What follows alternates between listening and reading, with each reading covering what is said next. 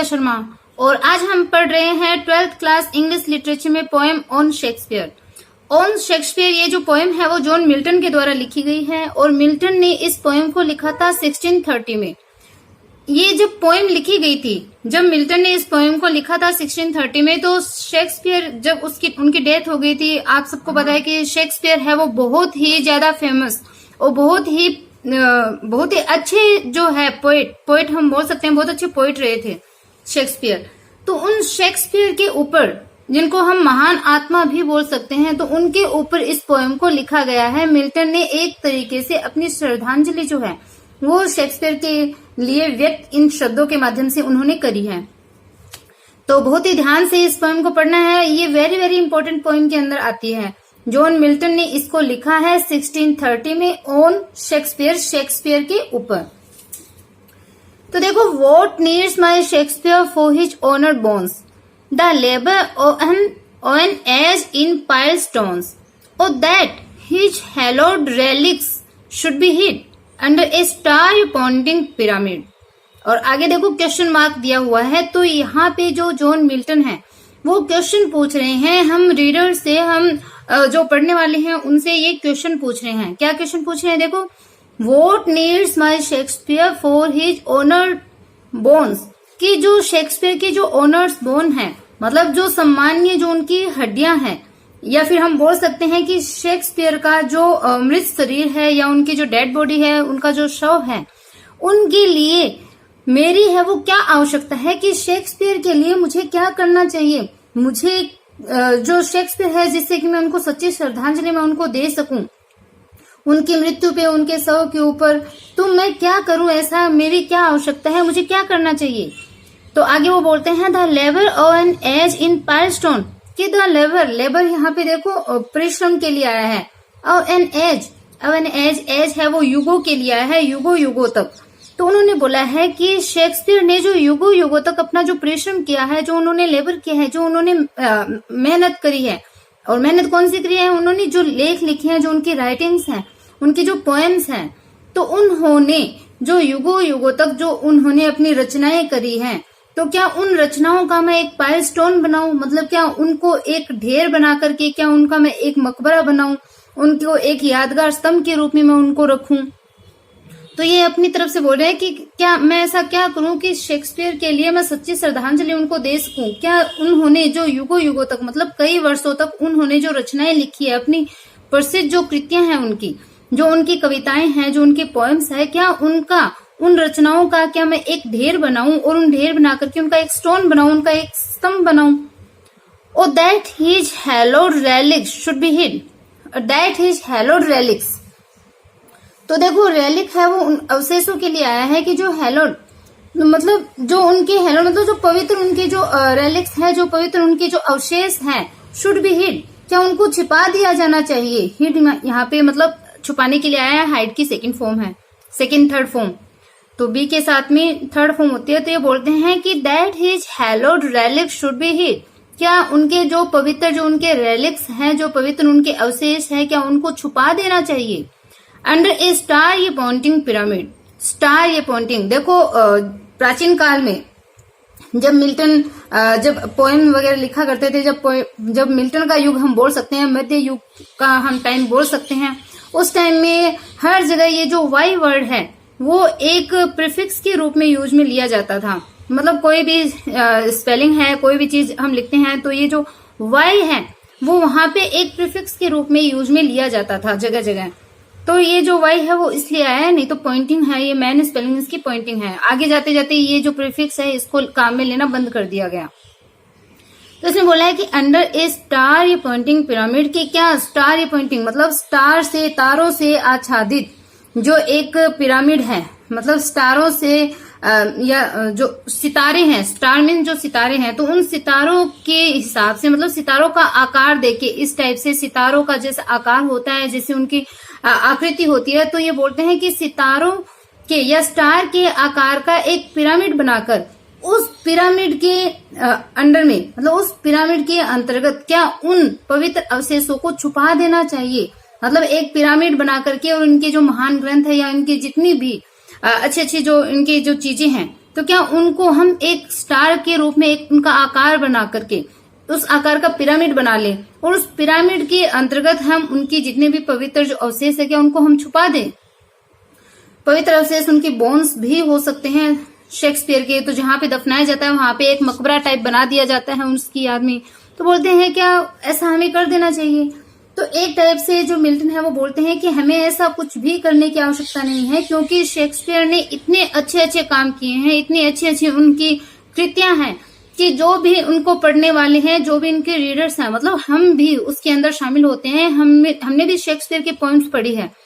तो जो शेक्सपियर को जो पढ़ते हैं वो कभी शेक्सपियर को भूल ही नहीं सकते। हमें ऐसा कुछ करने की आवश्यकता ही नहीं है कि शेक्सपियर को याद रखने के लिए हम कोई पिरामिड बनाए, हम कोई पाइल स्टोन बनाए। उनको तो हम उनकी कृतियों के माध्यम से हमेशा याद रखेंगे, वो हमेशा हमारे अंदर जीवित रहेंगे। तो हमें कुछ ऐसा करने की आवश्यकता ही नहीं है।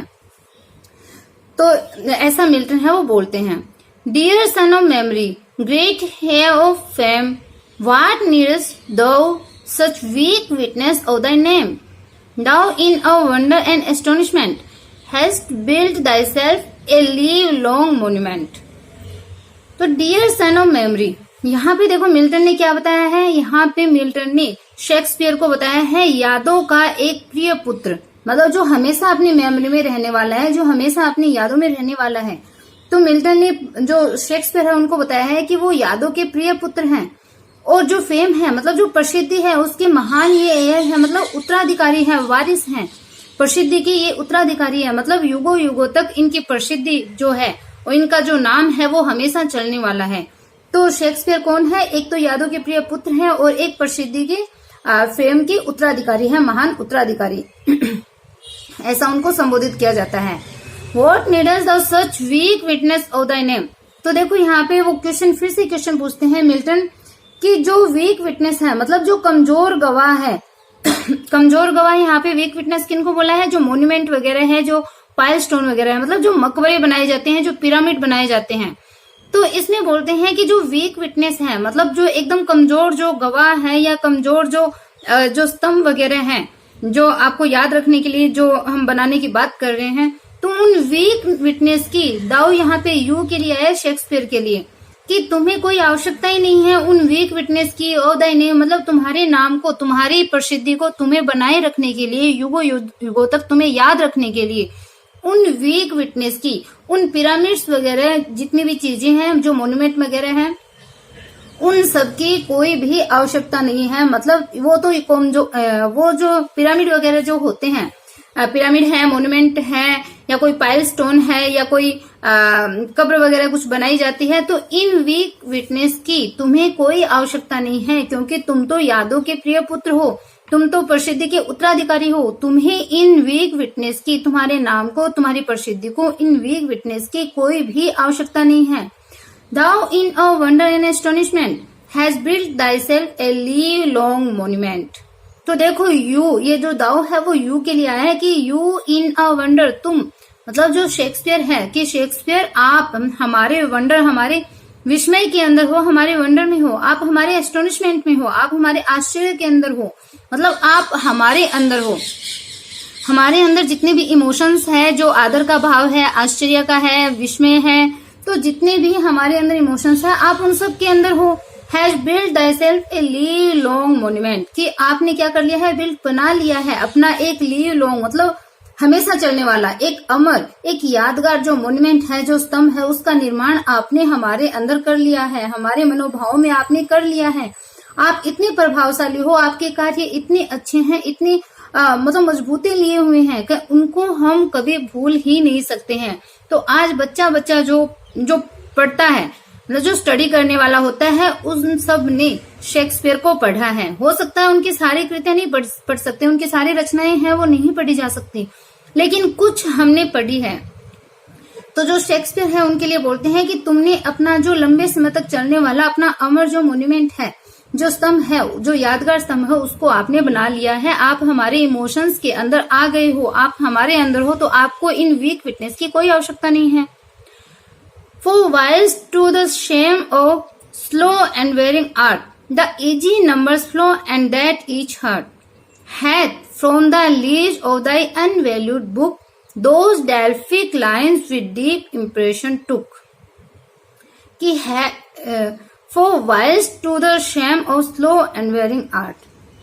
तो इसमें बताया है कि उन्होंने मतलब जो इतनी रचनाएं शेक्सपियर ने लिखी हैं, तो जब बोलते हैं कि जब धीरे धीरे व्यक्ति मतलब स्लो एंड वेयरिंग आर्ट कि जब धीरे धीरे व्यक्ति जो एंड वेयरिंग यानी जो मेहनत या जो परिश्रम है,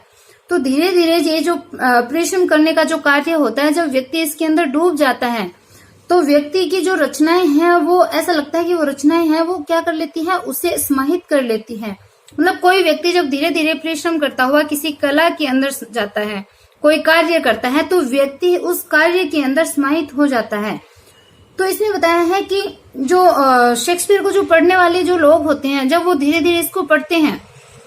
दे इजी नंबर्स फ्लो, मतलब जब वो उनको इजी मतलब एकदम आसान तरीके से उनके जो नंबर्स मतलब उनकी जो लाइनें जो बुक्स में लिखी गई है, जो बुक्स में बहती है जो लाइंस, मतलब जो भी व्यक्ति जो शेक्सपियर को पढ़ता है,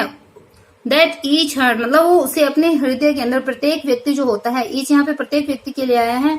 तो प्रत्येक व्यक्ति के हृदय में वो हार्ट में अपनी जगह बना लेता है। मतलब कि जब शेक्सपियर ने अपना धीरे धीरे जो परिश्रम करने की कला जो करी थी उन्होंने, मतलब जो उन्होंने धीरे धीरे परिश्रम करके कठोर प्रयत्न करके उन्होंने जो अपनी रचनाएं लिखी थी, और जब व्यक्ति उन रचनाओं को पढ़ता है, जब उन लाइंस को पढ़ता है तो वो एकदम से आश्चर्यचकित हो जाता है कि इतनी अच्छी लाइनें, इतनी अच्छी चीजें उन्होंने कैसे लिखी। और हम एक तरीके से उनको ऐसे अपनी यादों में समा लेते हैं। तो वो प्रत्येक जो लाइन है उनके माध्यम से जो शेक्सपियर है वो प्रत्येक व्यक्ति के हार्ट में समा जाता है, उस अपने हृदय में वो जगह है वो बना लेता है हर एक रीडर के हृदय में। Hath from the leaves of the unvalued book कि उनके जो अनवैल्यूड मतलब जो उनकी अमूल्य जो बुक्स हैं, जो पुस्तकें हैं, उनके अंदर पत्तियों के रूप में मतलब उनके अंदर जो लाइनें जो उन्होंने रचनाएं लिखी हैं, जो उन्होंने लाइन्स लिखी हैं, जो उन्होंने पेज पे जो अपनी कृतियां लिखी हैं, उनके माध्यम से वो प्रत्येक व्यक्ति के हृदय में वो जगह बना लेता है। उनकी पुस्तकों के लिए बताया, देखो अनवैल्यूड है मतलब उनका कोई मूल्य ही नहीं है, अमूल्य पुस्तकें उनकी बताई गई हैं। जो शेक्सपियर की जो पुस्तकें हैं उनको अमूल्य बताया गया है, और उन्होंने अपनी ये जो वर्ड हैज आया है ये हैज के लिए है, हैज फ्रॉम द लीव्स इस तरीके, और ये जो लीव्स है वो लाइन के लिए आया है जो बुक्स के ऊपर उन्होंने लिखी है। जैसे पेड़ पे पत्तियां लगती है वैसे ही बुक्स के अंदर जो लाइन है वो उन पत्तियों के रूप में आया, मेटाफर को यहाँ पे यूज में लिया गया है। तो उनकी जो अनवैल्यूड जो बुक है, जो अमूल्य जो पुस्तकें हैं, उनके ऊपर बहुत ही अच्छी लाइन्स है वो उकेरी गई है, इनकी रचनाएं है वो बहुत प्रभावशाली है। Those Delphic line with deep impression took, और वो जो डेल्फिक लाइन है, डेल्फी जो यहाँ पे जो चीज लिखी है, डेल्फी एक स्थान बताया है, और जो अपोलो देवता है, तो अपोलो देवता के लिए यहाँ पे आया है कि अपोलो देवता के द्वारा तो उनकी लाइन है वो प्रभावित है, वो जो अपना इम्प्रेशन है वो अपोलो देवता के प्रभाव की वजह से ही इन्होंने अपनी लाइन्स पे डाला है। और डेल्फी नामक स्थान पे, ये भी एक पवित्र स्थान है डेल्फी, तो यहाँ पे बोला है कि जो डेल्फी नामक स्थान पे जब शेक्सपियर ने अपनी जो लाइन लिखी है तो वो गहरा इम्प्रेशन है वो अपने रीडर्स पे छोड़ती है, अपने पाठकों के ऊपर, उनको जो पढ़ने वाले हैं उनके मन मस्तिष्क के ऊपर ये बहुत गहरा जो इम्प्रेशन है, प्रभाव है वो छोड़ती हैं। जो अपोलो देवता की कृपा बोल सकते हैं, अपोलो देवता का आशीर्वाद बोल सकते हैं, उनकी वजह से ये हुआ है। Then thou a fancy of itself breathing doth make us marvel with too much conceiving, and so speckled in such pomp does lie that kings for such a tomb, इसका प्रोनाउंसिएशन टूम होता है, would wish to die। कि then thou a fancy of itself breathing,